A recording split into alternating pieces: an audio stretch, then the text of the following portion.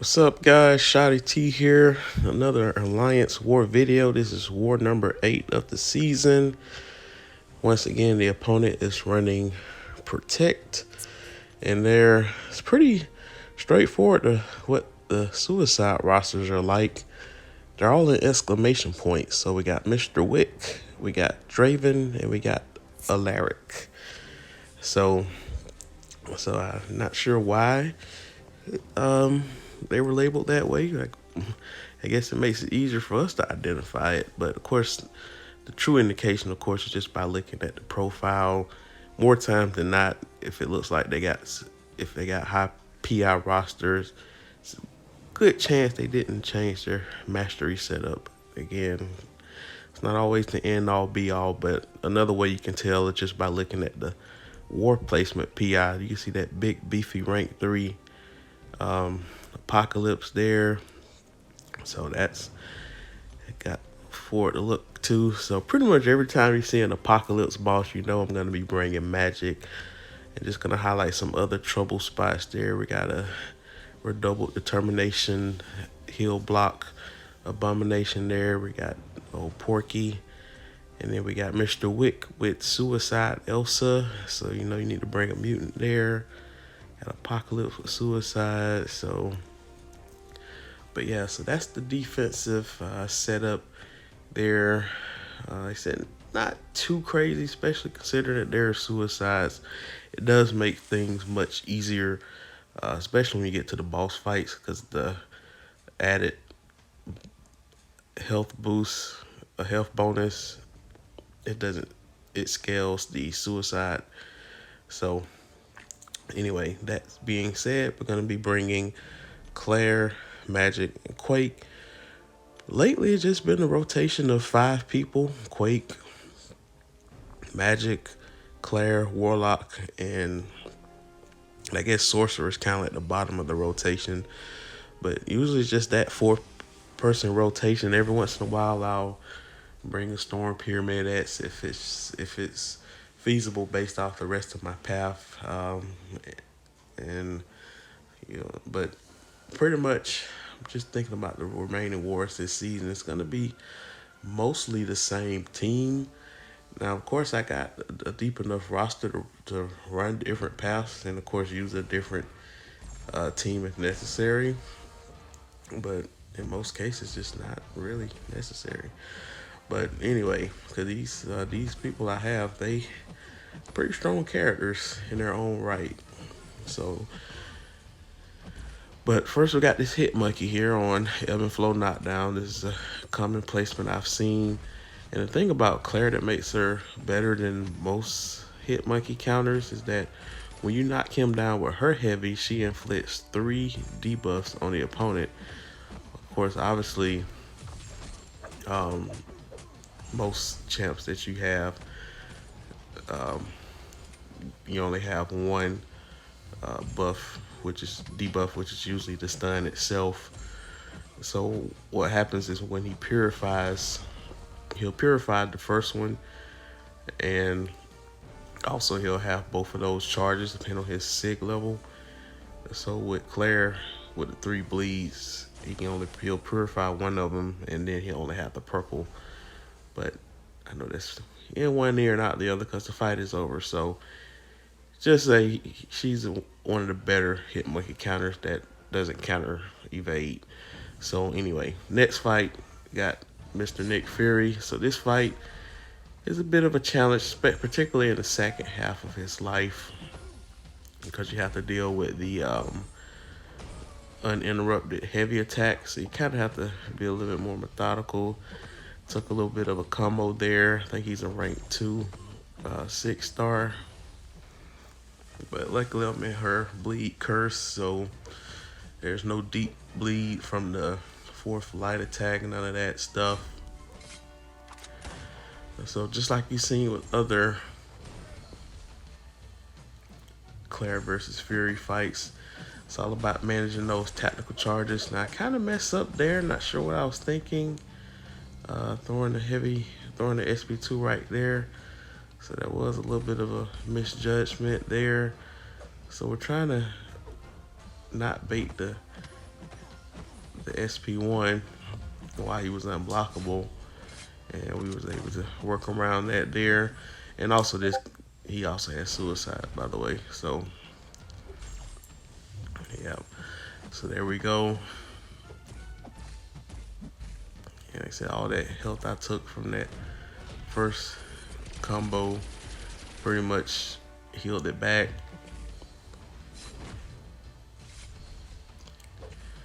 So right now we're just chilling here. I think we're gonna try to end his first life without throwing the SP3 if I'm not mistaken. And unfortunately we were not able to not have him throw his SP1.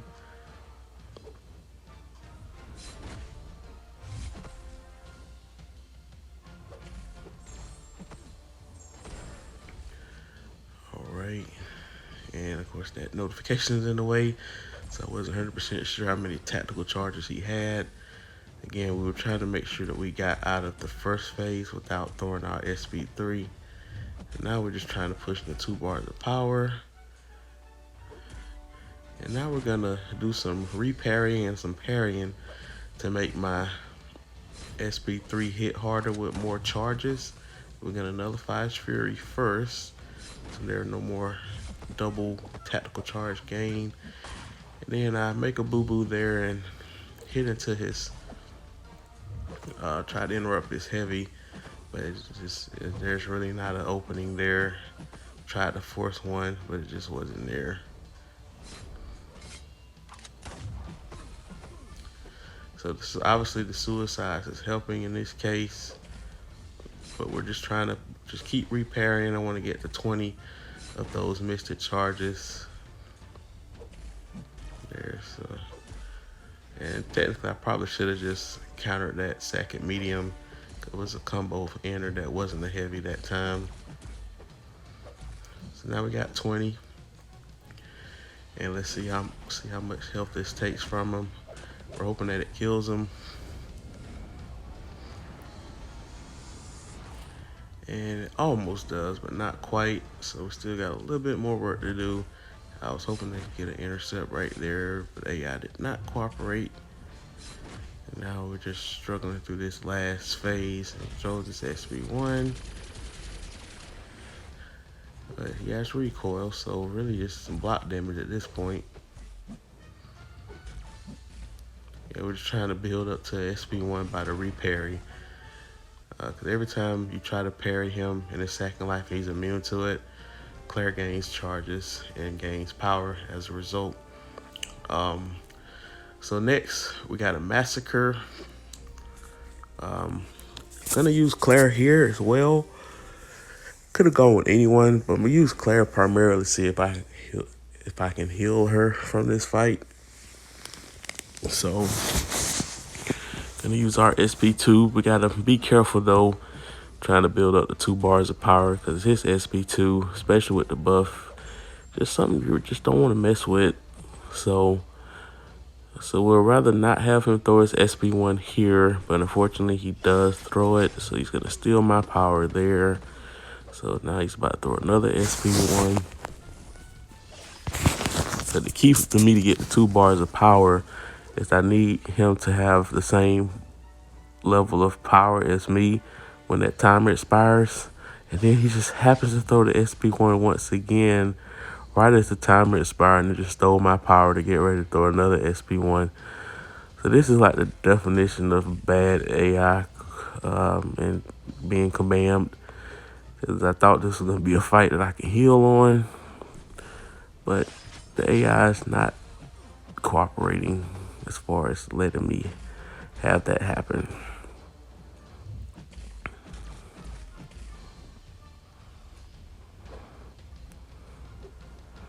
And now when I want him to throw a special, he's not throwing it. So I don't know, just sometimes the game acts in mysterious ways. This has a little bit of a sense of humor. So he immediately throws his SP1, because why not? So he can steal my power as the timer expires. So yeah, mission not accomplished. But of course the main thing is that we didn't die. But anytime you start the fight with less than 40% health, you have to be wary of Assassin's range, if you're below 18% health, some of your abilities may not trigger. And we had someone take that domino. So next here we got a Korg. I believe I decided to take this fight. Yeah, he's only SIG 25, so I'm like, okay, he's not going to shrug off a lot of debuffs, so I can use Claire without the guidance. I think we did have someone with guidance, but I think my energy was getting full at this point in time, and of course didn't want to, my energy was full, so didn't want to hold back anyone from moving forward in war and create that unnecessary bottleneck. So we go ahead and take Korg on. Worst case scenario, if he was Max Sig, I was just gonna quake him. So I prefer not to quake him. But doesn't always work out how you want it. And again, once again, it's just, I don't know. I guess I gotta retrain my muscle memory when it comes to evading his SP1. Normally there's a certain distance I like to be from him when he throws it, so that way it is kind of a muscle memory when I'm dodging back, but I'm confident I'll regain that back at some point when I really need it.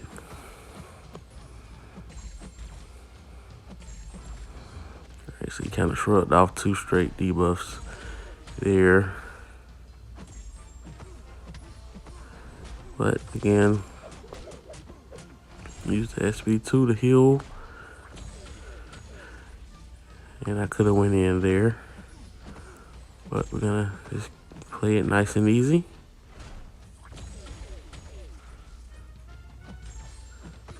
And like I said, the shrugging off isn't that bad. Like I said, as long as it's manageable where I'm not like getting pushed further and further towards the corner, because I'm always have to backtrack to reassess the issue.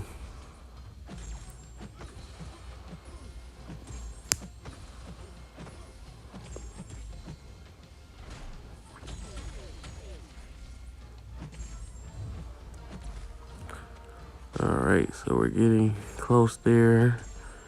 Get one shrug off there.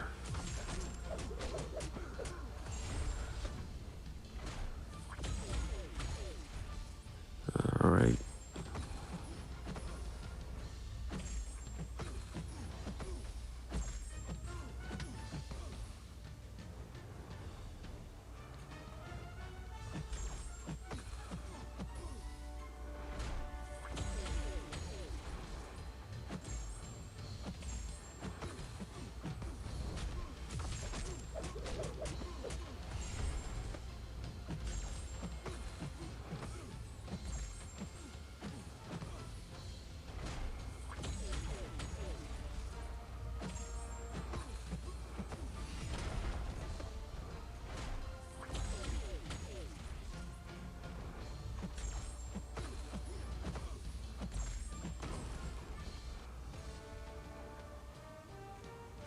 Alright, there goes that fight.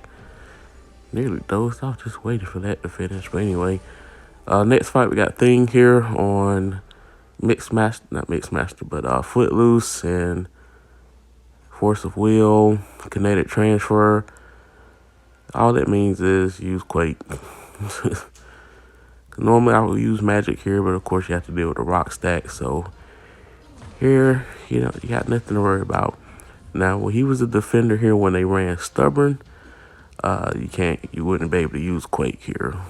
I mean, it's technically possible, but the degree of difficulty is way higher. You're better off using someone like She-Hulk, who works against him pretty much in any, whether it's Protect or Stubborn or whatever the case is. She-Hulk is pretty good. Stealthy is pretty good. The only thing you got to worry about is in the Protect aspect is the 20%. Probably have to intercept to get rid of the Protect stack. Alright, but this Quake fight's going pretty quickly there. I got that buffer with the willpower from the armor break debuff. So finished that fight pretty smoothly. Now this next fight, this is gonna be the annoying fight of the war. So again, as I talked about it last war, Quaking Tiger is kind of tricky because she has that double attack for both of her mediums. That'd be a little bit easier if, well, yeah, it's kind of hard because you don't know. She can throw that first medium attack at any point to start. She can do it to start a combo, or she can do it mid combo, and it just throws your Quake timing off. And in hindsight, I should have just used magic for this fight because the computer was not throwing her specials at all, and immediately backed me in the corner. Now I had to deal with her SB2.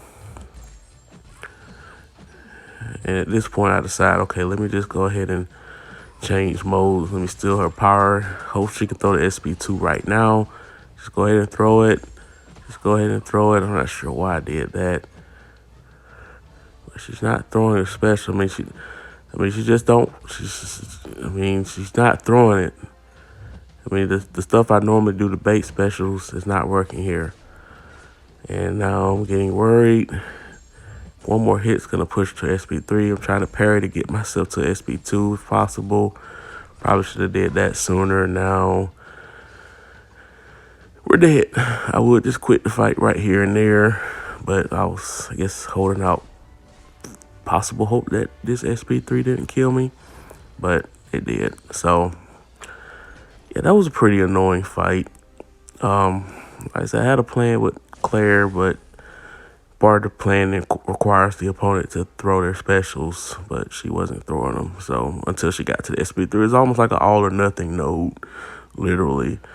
So I decided to use magic, use a power boost. Like I said, I wouldn't mind.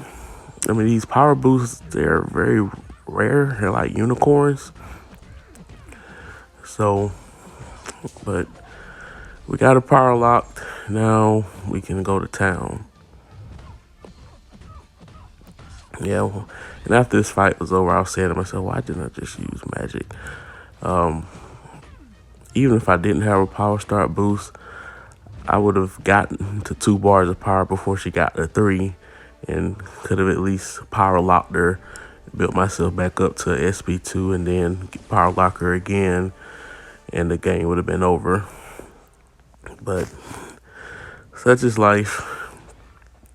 Use your best matchups on your team. It's gonna be the theme for this war. So next we got Immortal Abomination. I could have used Warlock for this fight, but based off the makeup of my team, I really couldn't afford to bring Warlock. So, because as you can see, the opponent does have willpower, so he would have been just fine. But Quake works just fine on this node against this particular opponent. Now, you saw earlier in the beginning of the fight, I did take a hit into the block. So pretty much any type of contact, you have a chance to be inflicted with poison. So, of course, this awakened ability increases the duration of poison debuffs on you, and along with other debuffs such as weakness and I believe petrify. But of course, we don't have to worry about weakness or petrify, and as long as we don't consistently quake and parry, we don't have to worry about poison either. So that's another Quake and Shake fight. And I've done a previous war video showing you guys his combo enders, or the combo ender for the second medium is that shoulder tackle where he goes like inward like that. And then the fourth light attack is that right there, that little punch that faces towards you, his right hand. So those are your indicators to know when to reset quaking, charging your heavy, that is, because the combo enders can vary and the combo lengths can vary, And if they get stunned mid combo, sometimes they'll finish their combo after they're stunned. So it's making it even more important to look for those combo enders. Sometimes you'll have just a one hit combo attempt if they got stunned 4 hits in, and then they'll just, after they get unstunned, they'll just do that last hit or reset and go back and reset. So that being said, next fight we have a Hulk Buster. So we're gonna use this fight with Claire. The degree of difficulty for this fight is rather minimal. Really not 100% sure why he was placed here, but I'm happy to have a relief of a fight. I'm guessing the main thing is that if you strike him with a critical hit while he has armor active, you're subject to take shock damage. I mean, it's not super potent. I mean, he's a rank 2 defender, so it'll be a little bit more. But a good nullify champ is a good option against this. So you're basically getting rid of his buffs constantly. Every time he throws a special, he gains an armor up buff. But because I had that debuff immunity, he wasn't able to gain that armor. And also I can constantly gain my mystic charges. So it's pretty straightforward fight. Now that's the one mistake there, but we're good. So that was a little bit of redemption for Claire. So we go to bed, wake up the next morning. Actually, no, we're not going to bed just quite yet because I'm still at 0 energy. So I gathered just enough energy to go to Hulk, but I think I wait. No, I go in it without boosting. So I forgot what the outcome of this war was, but I think we might have had a pretty good lead at this point where I said, okay, I'm just gonna save my boost, or at least not boost for this fight. Like I said, keep in mind this war was, I guess, almost 3 weeks ago now. Well, let me see, it was war number 8. So this was last week. This was last week. Not this past weekend, but the previous week. So this was a Friday, Saturday war.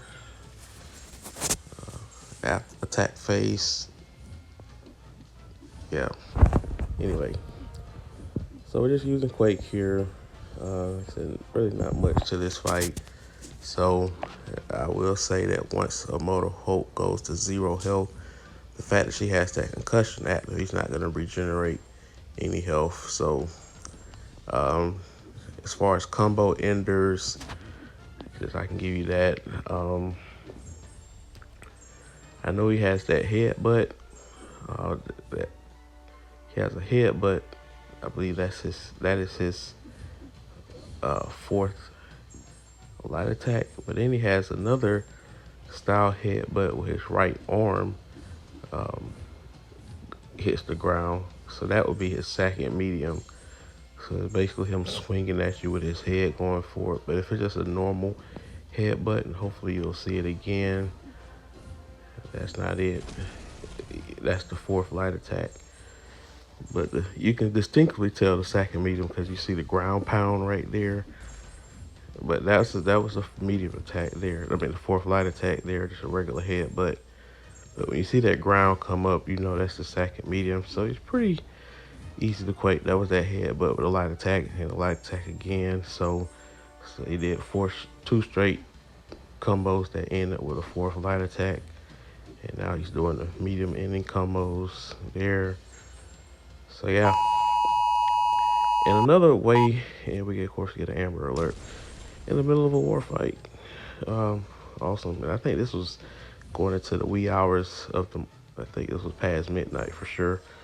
But if you're not sure what a combo ender looks like, I mean, everyone at least, I mean, I guess not technically everyone, but you should have most champs available on your roster from at least some type of rarity, whether it's a 1, 2, 3, 4, 5, or 6 star. I mean, so you can always just go into a regular fight with just that champ, I guess against Realm of Legends Winter Soldier, and practice combos to you can see for yourself what the combo ender looks like. Because you only get 5 free duel credits a day if you're trying to duel a particular foe. So sometimes it helps just to attack with it to identify certain things. But anyway, next here so you see we got a pretty big lead there. Not our best war as a alliance, so we got only 4 fights left, and we got a pretty good lead. So I believe we're not going to lose these last 3 fights, which includes that rank 3 Apocalypse. But we got a red goblin here. Gonna use Claire. Now, there's gonna be a mistake that I'll make during this fight. Kind of late punishing this heavy attack, and I think I get parried as a result. But other than that, we do our standard stuff. He's immune. I wasn't quite sure what he was immune to. I know he was immune to at least incinerate. Didn't know if he was bleed immune. I know he wasn't poison immune. So basically, the only immunity that'll allow me to stun him, the only debuff that is poison. But of course, the bleed, I can gain polka dot power at least. I still can't stun him. So there we go. I was late punishing this heavy there. I still wasn't quite 100%, at least not a lot of fights under my belt fighting against him.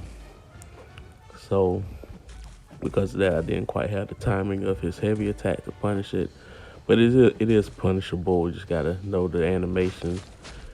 And of course, you want to try to bait his SP1.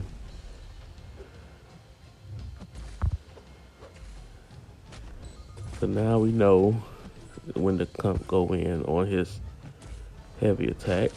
And bait the SP1 again. And now we got the timing of his SP1. So again, so sometimes you can get just on the fly, make those adjustments. All right, so another SP1. We dodge that. See if we do a backdraft. There we go. Yeah, I know myself at this point where I can come and take something before it happens. At least I know that's what I should be doing. Sometimes I always don't do what I think I'm doing when I'm going back and commentating on these videos. Like this war was, about 10 days ago. 9 or 10 days ago. A lot of things have happened over that period of time. And plus I'm getting older. All right, not sure what I was doing there, but did enough block damage to kill him. So we're all good. So next fight, we got Mojo. So here's the deal. So this will be, I remember this. So the thing about brute force is that if you have the class advantage, the brute force won't kill you. It'll take only half of your health if you never strike the opponent. Obviously, most champs you have to strike the opponent to kill them. But in, I guess I saved that for another war. I thought that was this war. So just scratch that. But that is the case whenever there is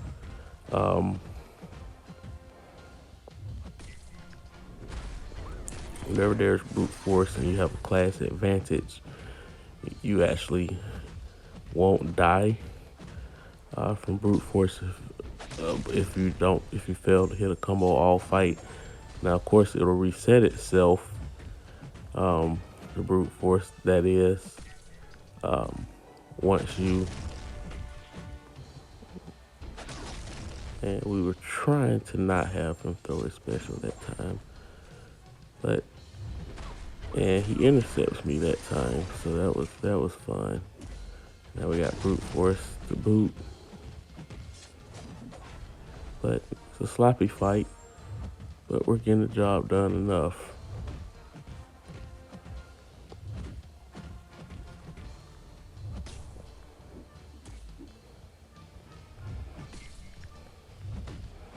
There we go.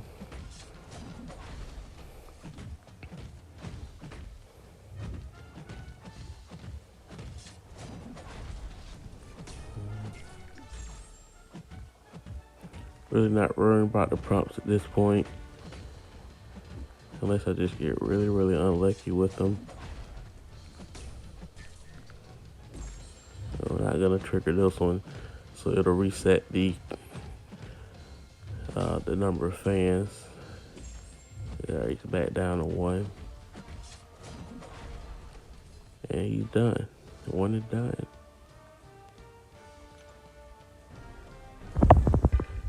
All right. So next we got this rank 3 Apocalypse. So even though we're not gonna boost, we want to try to still get the 1 shot. So with all that health he has and all that attack, I want to make sure I have enough health to sustain those block damage in case my cycle gets broken. So like I said, I get my wars mixed up. I know there was some malarkey that happened on one of these boss fights. I wasn't 100% sure if it was this one or if it might be the next one. But we're gonna do what we normally do. Of course, we have to eat a couple of block damage from specials early on. Ideally, you want to try to, if it lines up with your SP1, take it while you're in limbo so you can recoup some of that health back. So he took a big chunk of damage from his SP2 there. But again, we're just trying to make sure he doesn't throw any more specials the rest of the fight. And that way I'll minimize block damage or try to make sure that I'm taking block damage while I'm in limbo so I can heal that block health back. So I was gonna try to take a hit into the block, but then he threw a heavy. Of course, we don't want to get hit by that. That'll bleed me.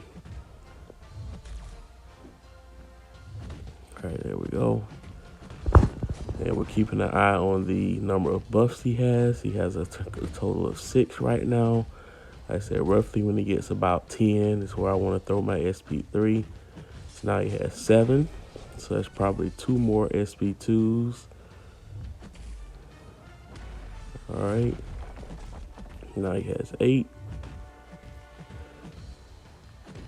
I think I'm going to throw this SP2 and then I'm going to race to the SP3 if I'm not mistaken.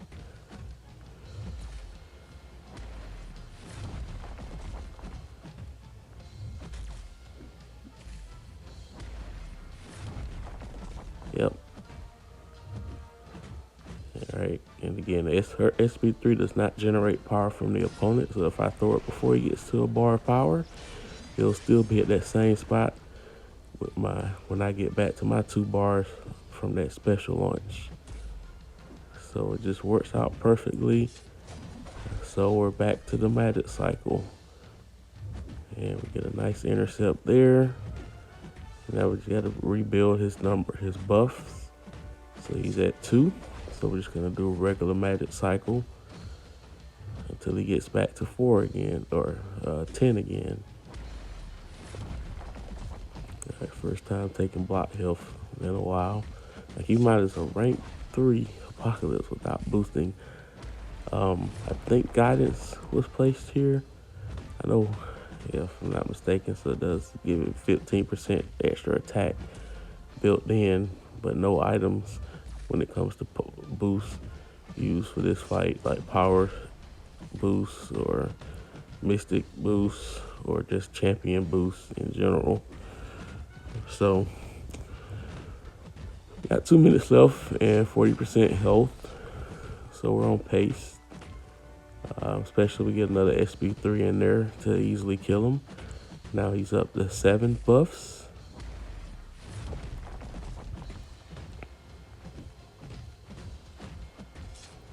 All right. So here we go. We're almost done. Okay. Now the opponent has 9 buffs. Now it's time to throw our SP3. Ideally, we want to throw the SP3 while he is below 2 bars of power. 1 bar of power, I mean. But fortunately, we decided to throw our SP2 again. So I believe this is going to actually put us near 3 bars of power, and it's going to be a cheeky little intercept that I'm going to do here. If I recall, instead of taking that block damage, I'm just going to do a quick intercept. There it is. Yeah, I definitely remember that. Yes, not a bad memory for almost a week. And then we get parried, but luckily due to my Assassin's Mastery, it did not stun me. So that's that fight.